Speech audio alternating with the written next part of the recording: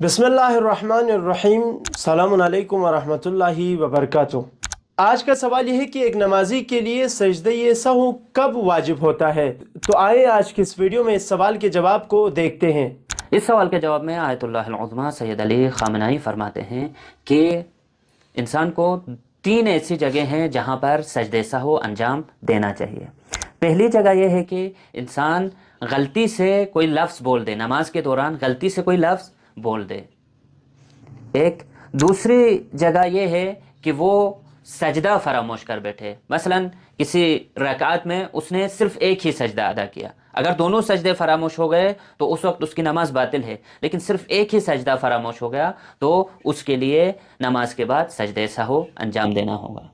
तीसरी जगह यह है कि अगर इंसान को 4 रकाती नमाज के अंदर ये शक हो जाए कि उसने 4 रकात नमाज पढ़ी है या 5 रकात नमाज पढ़ी है, दूसरे सजदे में अगर उसे शक हो तो उसके लिए वाजिब है कि वो नमाज के बाद 2 सजदे सहू अदा करें। 2 जगह ऐसी है जहां पर एहतियात वाजिब की बिना पर नमाजी को सजदे सहू अंजाम देना चाहिए।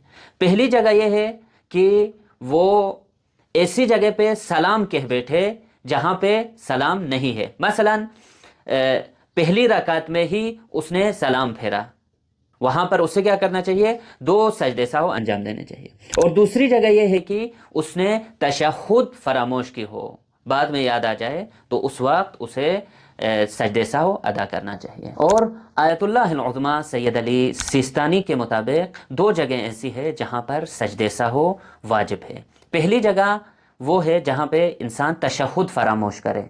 जब इंसान को तशहुद फरामोश हो जाए तो नमाज के आखिर में उसे 2 सजदे सहू अदा करने हैं।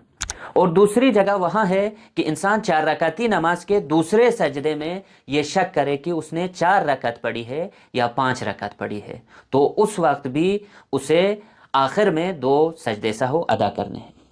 और 3 जगह ऐसी है जहाँ पर इंसान को सजदे सहू अंजाम देना एहतियात वाजिब की बिना पर है।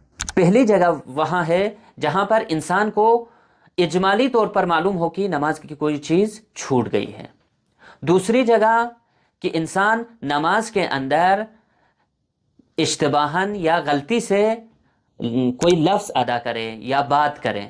और तीसरी जगह वो है जहाँ पर इंसान गलती से सलाम कह बैठे, मसलन सलाम की जगह नहीं है लेकिन उसने सलाम फेर दिया, तो वहाँ पर भी एहतियात वाजिब की बिना पर सजदे सहू वाजिब है।